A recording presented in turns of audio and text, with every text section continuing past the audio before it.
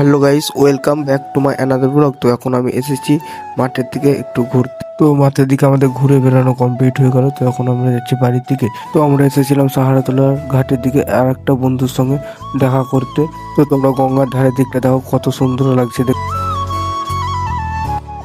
তো এখন আমি এসেছি আমাদের গঙ্গার ঘাটের দিকে একটু ঘোরার জন্য। তো তোমরা গঙ্গার ধারের দিকটা দেখো ও বলো কেমন দেখতে লাগছে। যার গঙ্গার ধারটা দেখতে কিন্তু আজকে ওয়েদারটা খুব সুন্দর আছে, তার জন্য গঙ্গার ধারের দিকটা আজকে দেখতে অনেক অনেক সুন্দর লাগছে। তো তোমরা দেখো ও ফিল নাও।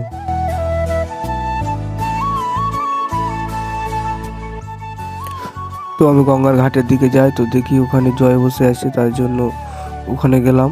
শুধু তোমরা গঙ্গার মানে চারিদিকটা দেখো, দেখতে মানে এত সুন্দর লাগছে। তো আমি এখন গঙ্গার ধার থেকে বাড়ি যাচ্ছিলাম, তো দেখি একটি হনুমান মারা গেছে।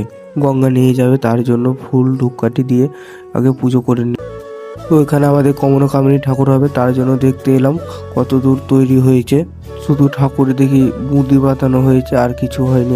এবার নাকি শুনলাম এবার ঠাকুর অন্যরকম হবে, রাজরাজেশ্বরীর মতন দেখতে। আর এই ফাঁকা সাইডে ছোট করে একটি মেলা বসে। তো আজকের জন্য এটুকুনি, তোমাদের সঙ্গে দেখা হচ্ছে নেক্সট ব্লগে।